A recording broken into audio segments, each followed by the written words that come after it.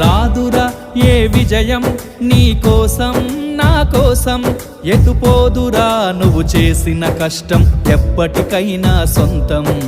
కాలంతో పయనించేవాడికి కానిది ఏముంది, సాధనతోనే సాధ్యమవ్వునని సదాశయంతో సాగర ముందుకు. రాదురా ఏ విజయం నీ కోసం నా కోసం, ఎటుపోదురా నువ్వు చేసిన కష్టం ఎప్పటికైనా సొంతం.